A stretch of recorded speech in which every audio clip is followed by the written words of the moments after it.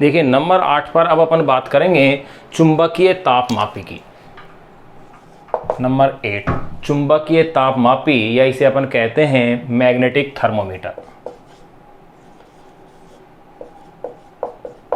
Magnetic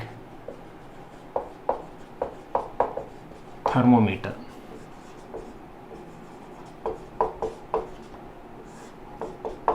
चुंबकीय तापमापी।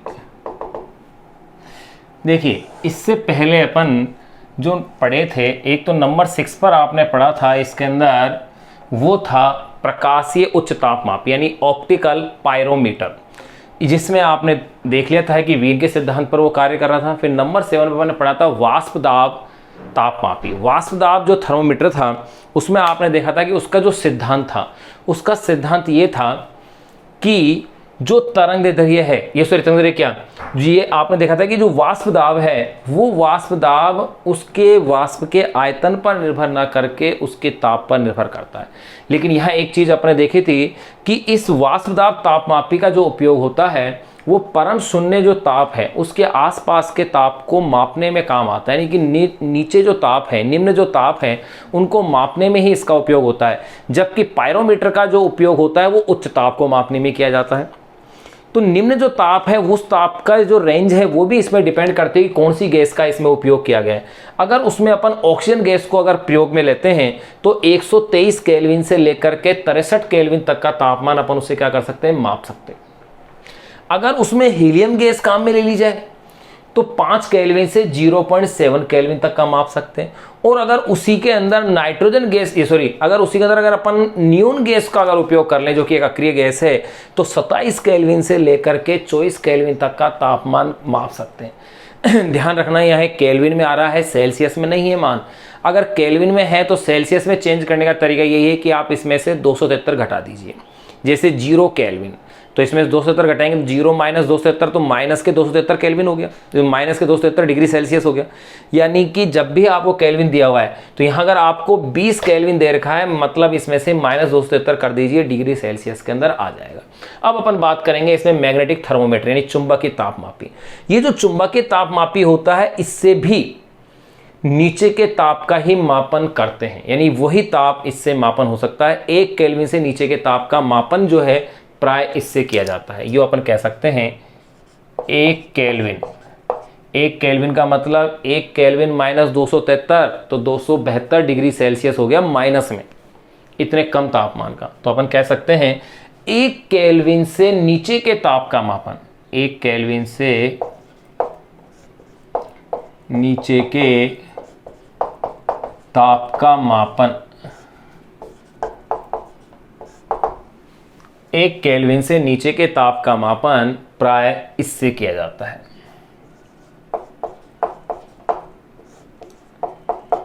प्राय इससे किया जाता है। तो ध्यान रखिएगा, ये एक तरह से इसकी रेंज यही हो गई है। अब बात करें इसके सिद्धांत की कि जो चुंबकीय तापमापी है ये किस सिद्धांत पर कार्य करता है। तो इसका सिंपल सा सिद्धांत है कि ये क्यूरी के नियम पर कार्य करता है, यानी कि चुंबकीय प्रवृत्ति जो होती है पदार्थ की, अनुचुंबकीय पदार्थों की जो चुंबकीय प्रवृत्ति है, जिसे अपन काई से रिप्रेजेंट कर रहे हैं, एक्स नहीं है भाई, काई है, CHI काई। तो ये है उस वस्तु के परंताप के क्या होती है, व्युत्क्रमानुपाती होती है, और इसे ही कहा जाता है क्यूरी का नियम। अब देखो क्यूरी के नियम को अपन यहां लिखें उससे पहले 2-3 पॉइंट अपन यहां थोड़ा सा अलग से जान लें कि वो पॉइंट्स हैं क्या।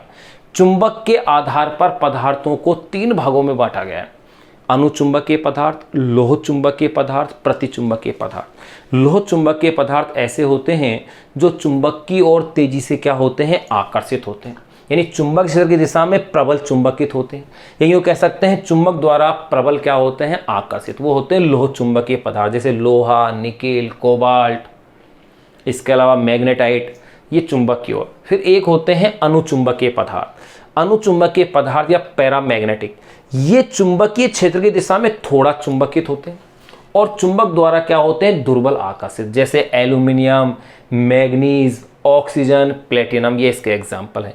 तो देखो चुंबक के आधार पर अगर अपन पदार्थों की बात करें तो सबसे पहले अपन इसमें ले लेते हैं प्रतिचुंबकीय पदार्थ, क्योंकि ये शब्द इसके अंदर अभी काम आएंगे। प्रतिचुंबकीय पदार्थ, या इसे कहा जाता है डायामैग्नेटिक सबस्टांस। तो देखो, प्रतिचुंबकीय पदार्थ के लिए अपन क्या कह सकते हैं? प्रतिचुंबकीय पदार्थ के लिए कह सकते हैं जो चुंबकीय क्षेत्र की विपरीत दिशा में थोड़ा चुंबकित।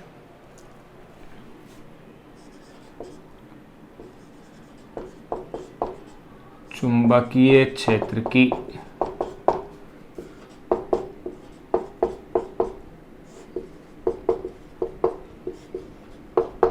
विपरीत दिशा में थोड़ा चुंबकित।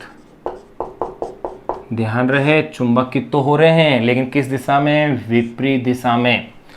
चुंबकीय क्षेत्र की विपरीत दिशा में थोड़ा चुंबकित तथा चुंबक पास लाने पर प्रतिकर्षित होते हैं, तथा चुंबक पास लाने पर प्रतिकर्षित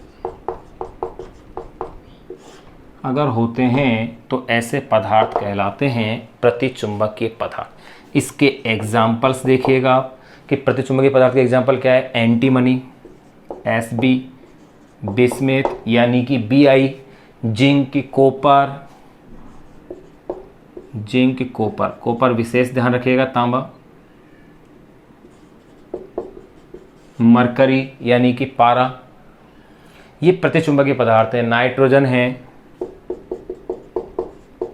एयर है, वाटर है, गोल्ड है, सिल्वर यानी चांदी है, डायमंड है, एक्सेट्रा एक्सेट्रा। ये सब के सब प्रतिचुंबकीय पदार्थ है, ध्यान रखिएगा। दूसरा अपन इसमें जान रहे हैं अनुचुंबकीय पदार्थ यानी कि पैरामैग्नेटिक।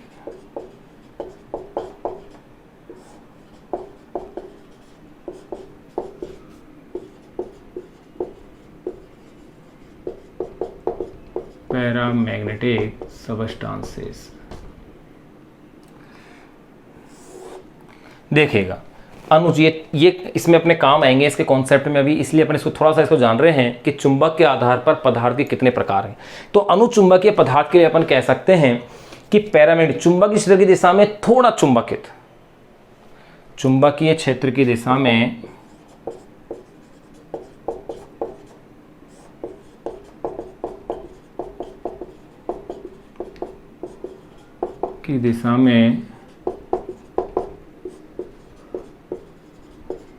थोड़ा चुंबकित, चुंबकीय क्षेत्र की दिशा में थोड़ा सा क्या हो जाते हैं? चुंबकित, और चुंबक द्वारा दुर्बल आकर्षित।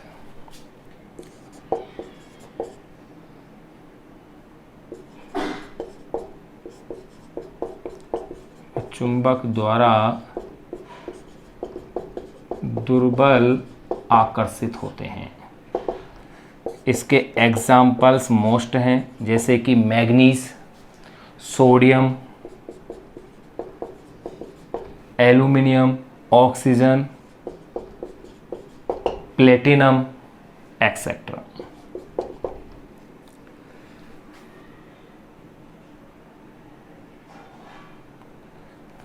ये अपने पास, ये आपने जान लिए हैं प्रतिचुंबकीय पदार्थ, लोह चुंबकीय अनुचुंबकीय पदार्थ। और नंबर 3 अब अपन जान लेंगे लोह चुंबकीय पदार्थ।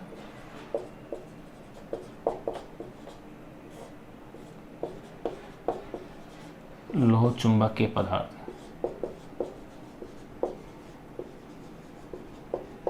फेरोमैग्नेटिक सबस्टांसेस, यानी कि वह पदार्थ जो चुंबक की ओर क्या होते हैं? आकर्षित होते हैं तेजी से। तो अपन कह सकते हैं कि चुंबकीय क्षेत्र की दिशा में प्रबल चुंबकित,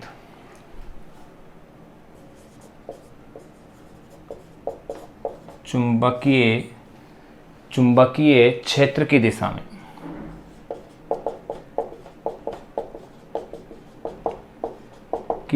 में प्रबल चुंबकित, चुंबकीय क्षेत्र की दिशा में प्रबल जो चुंबकित होते हैं वो लौह चुंबकीय पदार्थ होते हैं, या इसके लिए अपन यो भी कह सकते हैं और चुंबक द्वारा प्रबल आकर्षित।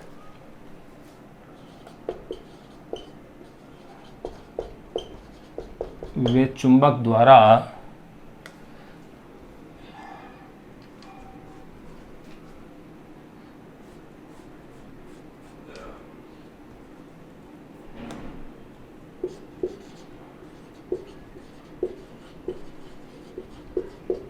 पैरामैग्नेटिक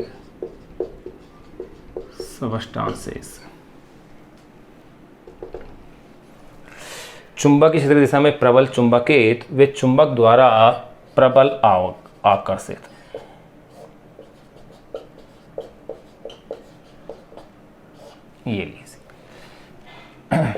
ये कहलाते हैं लौह चुंबकीय पदार्थ। अगर अपन इसके एग्जाम्पल्स देखें तो देखिएगा इसके एग्जाम्पल्स क्या क्या हैं।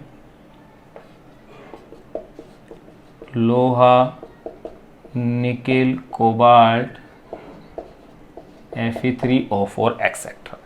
अब अपन यहाँ बात करेंगे क्यूरी के नियम की। तो देखो क्यूरी का नियम है क्या, कि क्यूरी का नियम ये कहता है कि जो अनुचुंबकीय पदार्थ हैं उनकी जो चुंबकीय प्रवृत्ति है, देखो अनुचुंबकीय पदार्थ का नाम यहाँ आ रहा था तो यहाँ इसका उपयोग हो रहा है। अनुचुंबकीय पदार्थों की चुंबकीय प्रवृत्ति उनके परम ताप के क्या होती है, व्युत्क्रमानुपाती होती है। तो अपन क्या कह सकते हैं इस नियम को, यूँ कह सकते हैं किसी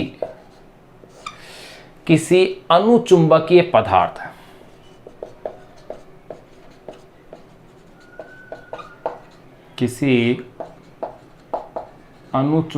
पदार्थ या आप कह दीजिए पैरा मैग्नेटिक सबस्टांसेस, किसी अनुचुंबकीय पदार्थ की चुंबकीय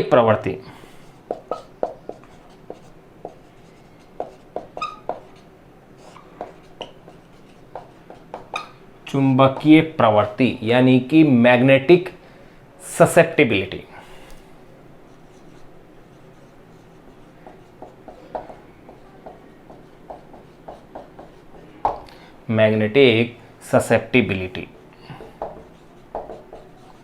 जिसे कि अपन रिप्रेजेंट कर रहे हैं काई से, उसके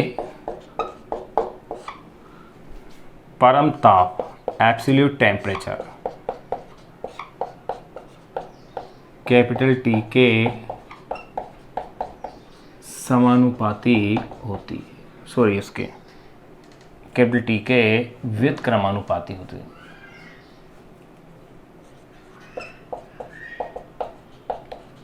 इनवर्सली प्रोपोर्शनल के व्युत्क्रमानुपाती होती है। ये क्यूरी का नियम है। तो इसका जो सिद्धांत है मैग्नेटिक थर्मोमीटर, ये ध्यान रखना है, 1 केल्विन से नीचे के ताप का मापन प्राय इससे किया जाता है। यहाँ मैंने देखो ये पदार्थ के अलग से जो टाइप से नाम आ रहे थे, प्रतिचुंबकीय पदार्थ, अनुचुंबकीय और लौह चुंबकीय, वो मैंने यहाँ नाम ले दिए। फिर यहाँ इसके बाद यहाँ अपन ने क्यूरी का नियम लिख लिया कि किसी अनुचुंबकीय पदार्थ की चुंबकीय प्रवृत्ति यानी कि मैग्नेटिक ससेप्टिबिलिटी, अपनी ओर आकर्षित करने की क्षमता, काई, उसके परम ताप कैपिटल टी के क्या होती है, व्युत्क्रमानुपाती, इनवर्सली प्रोपोर्शनल होती है। तो ये अपन ने देख लिया है कि मैग्नेटिक थर्मोमीटर है क्या। बस ये इसका जो मेन पॉइंट यही है कि ये 1 केल्विन से नीचे के ताप का मापन प्राय इसकी सहायता से किया जाता है। एक बार आप इसे नोट कीजिएगा। अब अपन इसके बाद नंबर 9 नेक्स्ट जो थर्मोमीटर है उसकी अपन बातें करेंगे।